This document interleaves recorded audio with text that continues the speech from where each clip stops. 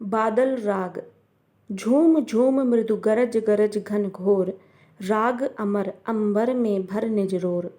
झर झर झर निर्झर गिरिसर में, घर मरु तरुमर मर सागर में। सरित तड़ित गति चकित पवन में, मन में विजन गहन कानन में।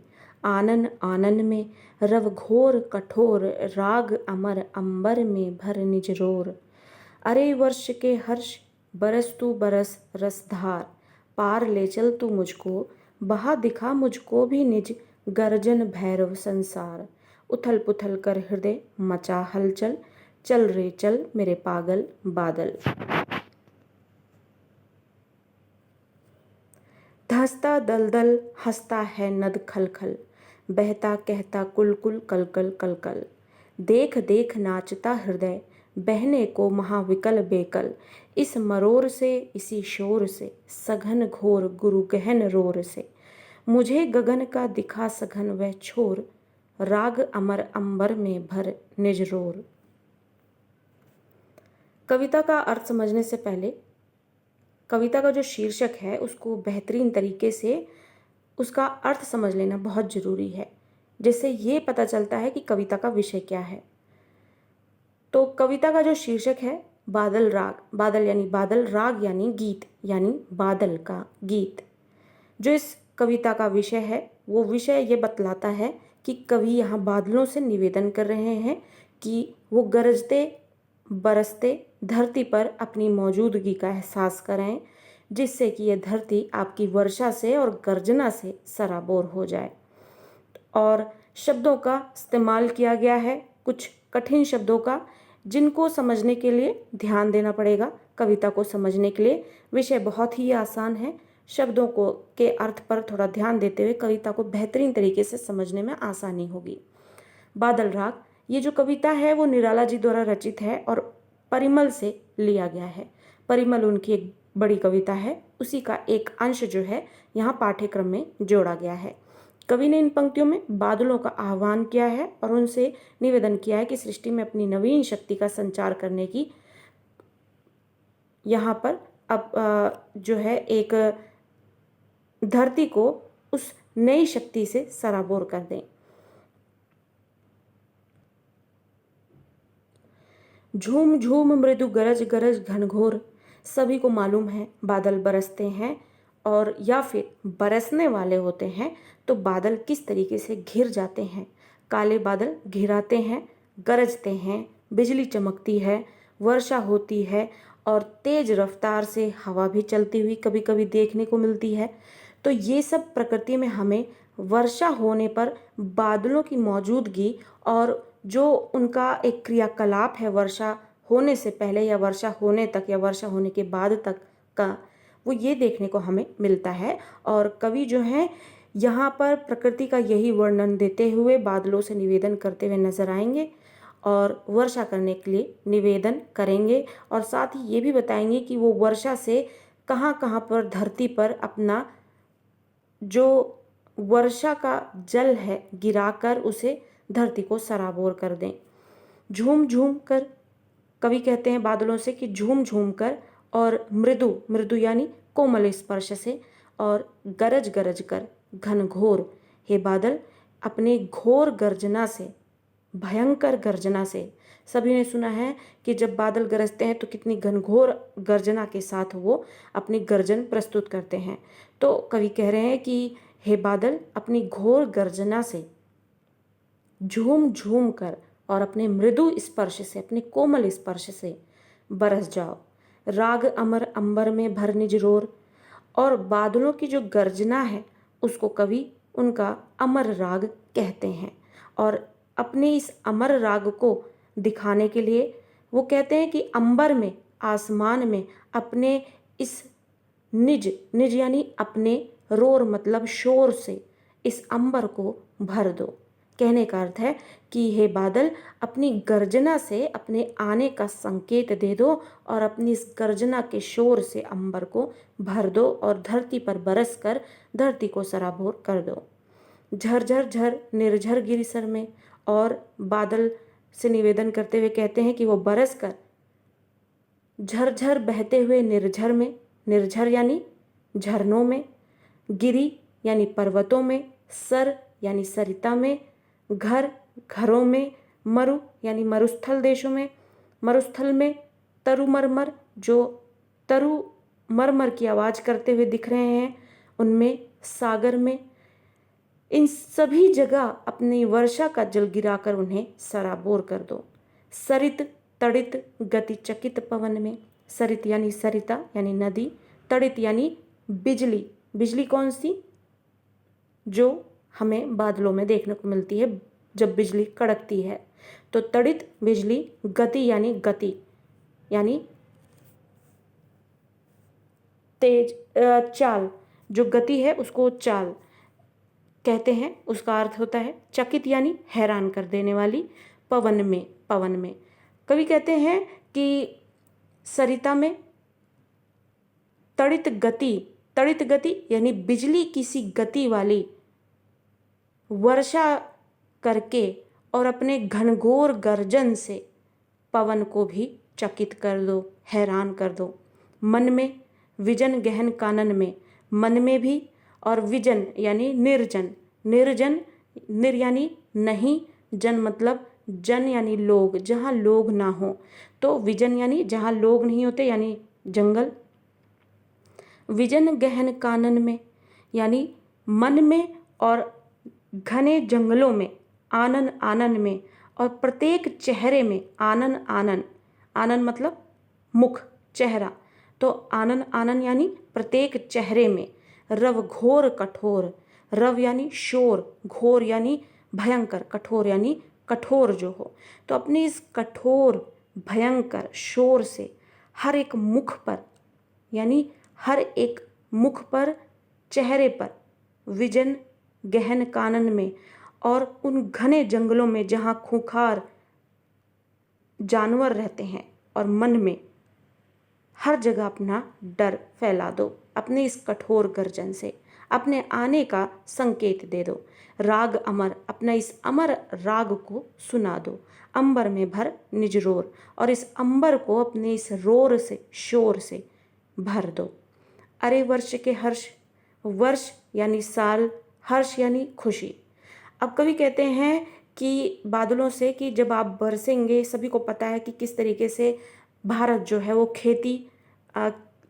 खेती पर आधारित देश है, और खेती के लिए प्रकृति से प्राप्त जो वर्षा है वो कितनी ज़रूरी है। और जब एक बार वर्षा हो जाती है भली प्रकार से, तो खेती को कितना फ़ायदा होता है, और खेती को फ़ायदा होने से पूरा साल कितनी खुशी से निकलता है।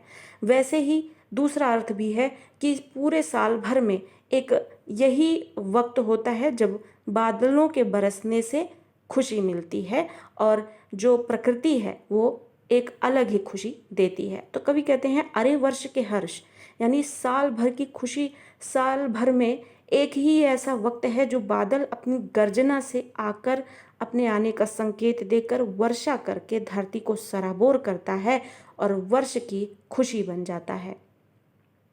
बरस तू बरस बरस रसधार, और इसीलिए तू बरस और निरंतर बरसता रहे और रसधार बरसाता रहे। रस यानी रस, धार यानी धारा, यानी रस की धारा बरसाता रहे। रस की धारा मतलब जो बादलों की का पानी है, जल है या फिर वर्षा है, वो अमृत के समान अपना प्रभाव छोड़ती है, तो वो रसधार। कवि कह रहे हैं कि अपनी इस रसधार को तू बरसा और निरंतर बरसाता रहे। पार ले चल मुझको, पार ले चल तू मुझको, बहा दिखा मुझको भी निज गर्जन भैरव संसार। कवि कहते हैं कि हे बादल, तुम इतना गरजो, अपने इस निज रोर को, अमर गीत को मुझे भी सुना दो, और मैं उस गीत को सुनकर इतना खो जाऊं और उस प्रकृति के सौंदर्य को देखकर इतना खो जाऊं कि मैं तेरे साथ ही बह चलूं और तू मुझको अपना वह गर्जन भैरव, भैरव यानी भयंकर संसार दिखा सके।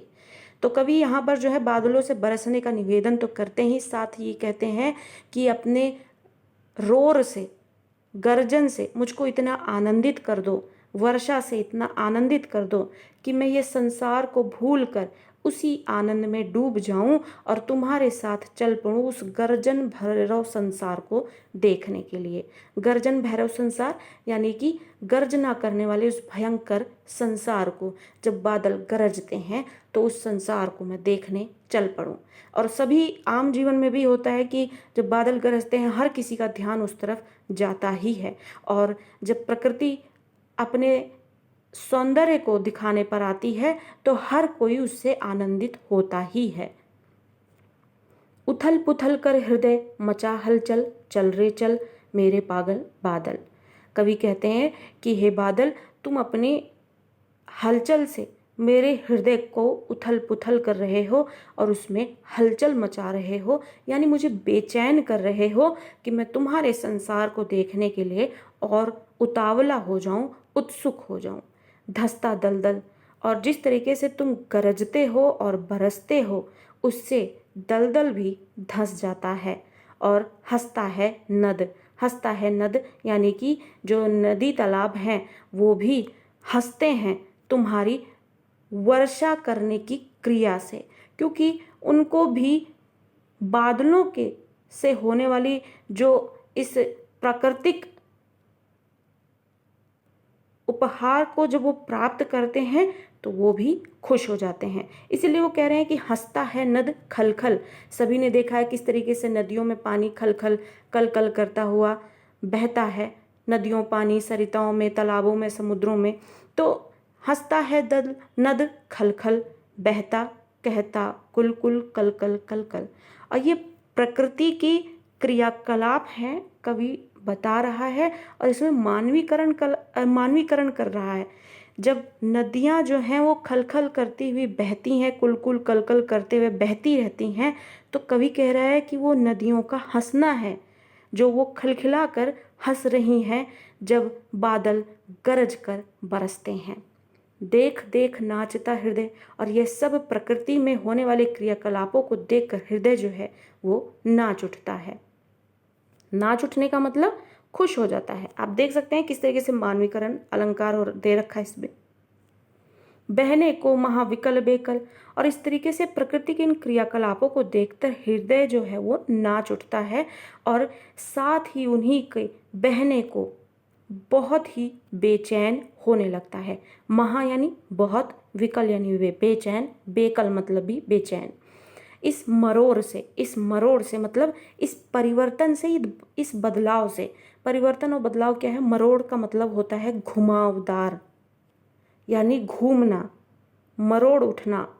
तो ये जो प्रकृति ने एक मरोड़ लिया है, घुमाव लिया है, और किस तरीके से अभी तक जो प्रकृति में शांति दिख रही थी और बादलों की गर्जना से, उसके अमर गीत से वो कोलाहल सुनने को मिल रहा है, वर्षा से धरती का सराबोर होना दिख रहा है, वो देखकर हृदय जो है नाच उठ रहा है और बहने को मन बेचैन हो रहा है। और इस मरोड़ से और इसी शोर से, किस शोर से? बादल की गर्जना से और बादल के बरसने के शोर से। सघन घोर गुरु गहन रोर से। सघन यानी घन, सघन, घोर यानी भयंकर, गुरु मतलब बड़ा, गहन यानी गहन, रोर यानी शोर। तो बादलों के इस गहन बड़े स्तर पर घनघोर कर देने वाले ये जो भयंकर इसकी गर्जना है, इसको सुनकर किस तरीके से जो हृदय है वो उत्सुकता से भर उठा है इस प्रकृति में डूब जाने को, प्रकृति में डूब जाने को, आनंदित हो जाने को। मुझे गगन का दिखा सघन वह छोर। और कवि कहता है कि प्रकृति के इस रूप को देखकर मैं इतना आनंदित हो गया हूँ कि मैं चाहता हूँ कि यह बादल जो है मुझे गगन का वो है सघन छोर अब दिखा दे, जिसे देखने के लिए मैं बहुत उतावला हो रहा हूँ। और अपने इस अमर राग से अंबर में अपने इस निज रोर, निज यानी अपने शोर से इस अंबर को इसी तरह से भर दे और धरती को आनंदित कर दे। तो इस तरीके से आपने देखा कि पूरी कविता में कवि ने किस तरीके से प्रकृति में होने वाले बदलाव का आनंद उठाया है और उस प्रकृति की सुंदरता का वर्णन किया है और बादलों से वर्षा करने को और गर्जना करने को निवेदन किया है और धरती पर बरस कर गरज कर बादल की जो भूमिका है वो निभाने को निवेदन करता है। एक बार फिर से दोहरा लेते हैं। झूम झूम मृदु गरज गरज घनघोर, झूम झूम कर अपने कोमल स्पर्श से, गरज गरज कर हे घन, अपनी इस घनघोर गर्जना से धरती को आनंदित कर दो। राग अमर, अपना इस अमर गीत को सुनाकर अंबर में अपनी गर्जना को अंबर को भर दो। झरझर करते हुए इस झरने में, गिरी में, पर्वत में, सरिता में, नदी में और घर में और मरुस्थल में और मरमर की आवाज करते हुए पेड़ पौधों पर और सागर को सराबोर कर दो अपनी गर्जना से और वर्षा से। सरित तड़ित गति चकित पवन में और नदियों में बिजली सी गति वाले अपनी भूमिका को दिखाते हुए पवन को भी चकित कर दो। मन में और गहरे और घने जंगलों में भी और प्रत्येक मुख पर अपने इस कठोर गर्जना से सभी को आतंकित या फिर अपने आने का जो संकेत है और बादलों का जो ये रोर है और उसकी जो ये शक्ति है, उसका ये जो ओज है वो महसूस करा दो और अपने इस अमर राग से अंबर को भर दो। अरे वर्ष के हर्ष और वर्ष भर की खुशी देने वाले, बरस तू और निरंतर बरसता रहे और ये रस की धारा बरसाता रहे। मुझको पार ले चल और मुझको भी अपना ये गर्जन भैरव संसार दिखा दे। उथल पुथल कर रहा है मेरा ये हृदय, प्रकृति में ये परिवर्तन देखकर मेरे हृदय में हलचल मच रही है। हे मेरे पागल बादल, मुझको भी अपने साथ अपने उस संसार को दिखाने ले चल। जो बादल अपनी गर्जना से और अपनी वर्षा से धरती पर अपनी मौजूदगी को बतलाते हैं, उससे दलदल भी धंस जाता है और नदियां जो है खिलखिलाकर हंसने लगती हैं और बहने लगती हैं कुल कुल कल कल की आवाज़ करते हुए। और ये सब देखकर मेरा हृदय नाचने लगता है और बहने को मन विकल हो उठता है। और इस मरोड़ से, इस शोर से, सघन घोर गुरु गहन रोर से और इस गहन गर्जना से, तुम्हारे शोर से, अमर गीत से मुझे गगन का वह गर्जन संसार देखने का मन जो है मुझे आतुर कर रहा है। और हे बादल, मुझे वह सघन छोर दिखाने अपने साथ ले चल और इस अमर गीत से अंबर को, अपनी इस गर्जना से अंबर को भर दे।